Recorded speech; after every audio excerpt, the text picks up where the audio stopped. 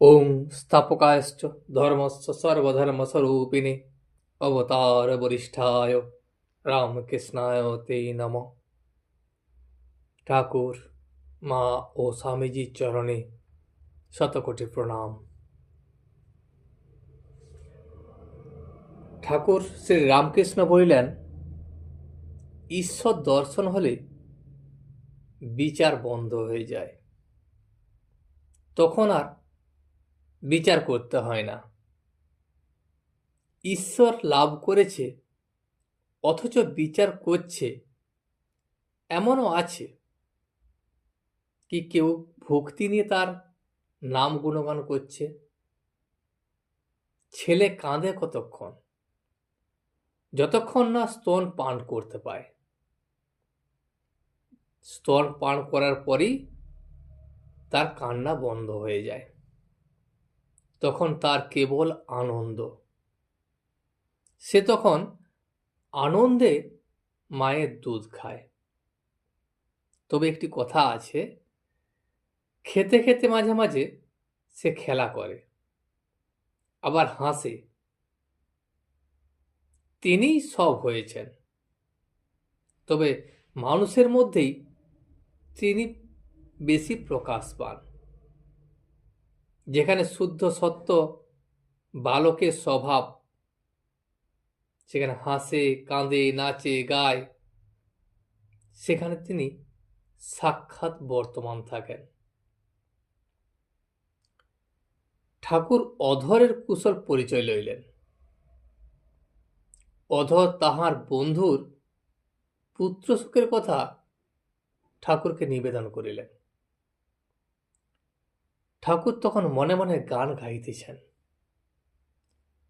জীব সাজ সমরে রণবেশে কাল প্রবেশে তোর ঘরে, ভক্তি রথে চড়ি লয়ে জ্ঞান তুন, রসনা ধনুকে দিয়ে প্রেম গুণ, ব্রহ্মময়ীর নাম ব্রহ্ম অস্ত্র তাহে সন্ধান করে, আরেক যুক্তি রণে চায় না মহারথী, শত্রু নাশে জীব হবে সুসঙ্গতি, রণভূমি যদি করে দাসীরথী, ভাগীরথীর তীরে কি করবে?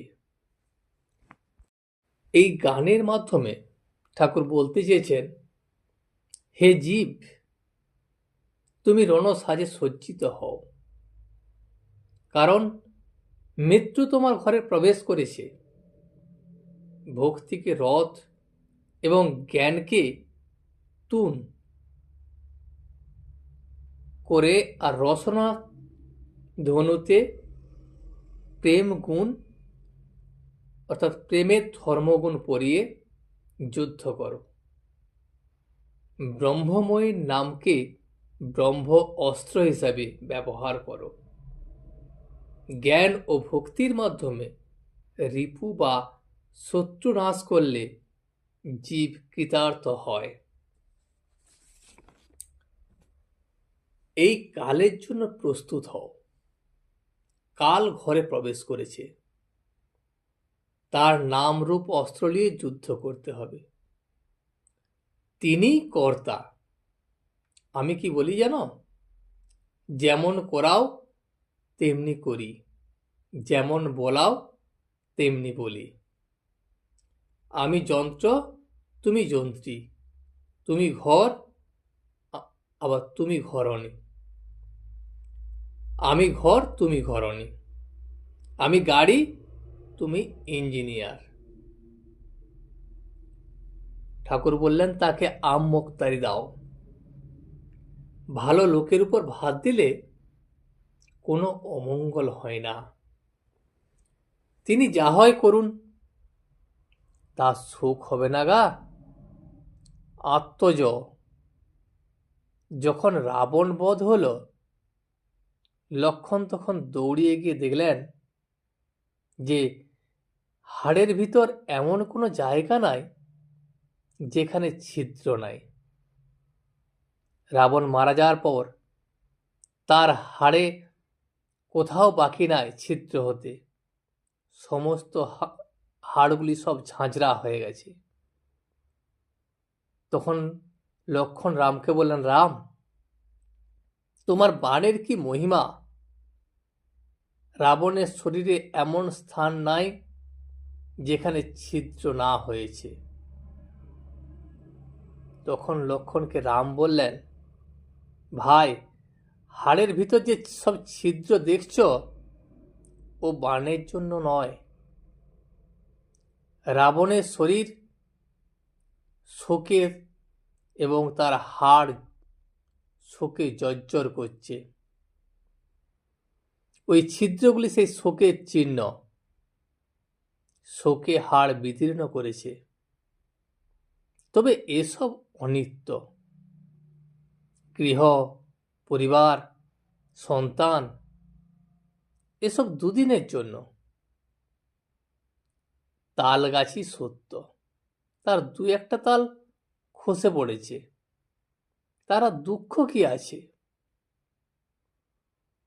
ঈশ্বর তিনটি কাজ করছেন: সৃষ্টি, স্থিতি, প্রলয়। মৃত্যু তো আছেই। প্রলয়ের সময় সব ধ্বংস হয়ে যাবে, তখন আর কিছুই থাকবে না।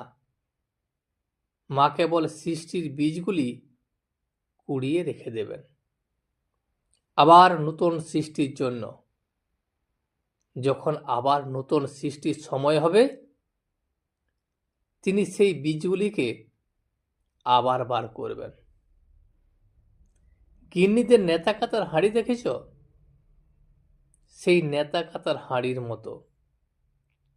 সেই রকম হাঁড়িতে বীজগুলি তিনি রাখেন। গিন্নিরা সেই নেতা কাতার হাঁড়িয়ে যেমন শশা বীজ, সমুদ্রে ফেনা, নীলবড়ি, আরো ছোট ছোট পুল্লিতে অনেক কিছু বাঁধা থাকে। সেই রকম ব্রহ্মময়ী মা তার বীজগুলি ওইরকম হাঁড়ির ভিতরে কুড়িয়ে রাখেন। যখন সৃষ্টির সময় হবে, তখন তিনি সেগুলিকে বার করবেন। ঠাকুর অধরের সঙ্গে তার ঘরের উত্তরের বারান্দা দাঁড়াইয়া কথা কহিতেছেন। ঠাকুর অধরকে বলিলেন, তুমি ডিপুটি। এ পদও তোমার ঈশ্বরের অনুগ্রহে হয়েছে। ঈশ্বরকে কোনোদিন ভুলো না, কিন্তু যেন সকলের এক পথে যেতে হবে। এখানে দুদিনের জন্য সংসার কর্মভূমি। এখানে সবারই কর্ম করতে আসা। যেমন ধরো দেশে বাড়ি, কলকাতায় গিয়ে কর্ম করে, ঠিক সেই ধরনের এখানে কর্ম করতে আসা। কিছু কর্ম করা দরকার, সাধন। তাড়াতাড়ি কর্মগুলি শেষ করে নিতে হয়। স্যাংরারা সোনা গলাবার সময় হাপড়, পাখা, চোং সব কিছু দিয়ে হাওয়া করে, যাতে আগুনটা খুব বেশি বেড়ে যায়। আগুন বেড়ে গেলে সোনাটা গলে। সোনা গলার পর তখন বলে, নে তামাক সাজ। এতক্ষণ এত পরিশ্রম করছিল, তার কপাল দিয়ে ঘাম পড়ছিল, তারপর সে তামাক খাবে। তাই বলি, খুব রোগ চায়, তবেই সাধন হয়। তাতে দৃঢ় প্রতিজ্ঞা হতে হবে। তার নাম বীজের খুব শক্তি, অবিদ্যাকে নাশ করে। বীজ এত কোমল, কিন্তু অঙ্কুর এত কোমল, তবু শক্ত মাটি ভেদ করে। মাটি ফেটে যায় যখন অঙ্কুর উপরে ওঠে। কামিনী কাঞ্চনের ভিতর থাকলে মন বড় টেনে লয়, তাই সাবধানে থাকতে হয়। ত্যাগীদের অত ভয় নাই। যারা ঠিক ঠিক ত্যাগী, কামিনী কাঞ্চন থেকে তফাতে থাকে। তাই সাধন থাকলে ঈশ্বরে সর্বদা মন রাখতে পারে। ঠিক ত্যাগী যারা সর্বদা ঈশ্বরে মন দিতে পারে, তারা মৌমাছির মতো কেবল ফুলে বসে মধু পান করে। সংসারে কামিনী কাঞ্চনের ভিতরে যে আছে তার ঈশ্বরে মন হতে পারে। আবার কখনো কখনো কামিনী কাঞ্চনও মন হয়। যেমন সাধারণ মাছি সন্দেশেও বসে, আবার পচা ঘায়েও বসে, বিষটাতেও বসে। ঈশ্বরেতে সর্বদা মন রাখবে।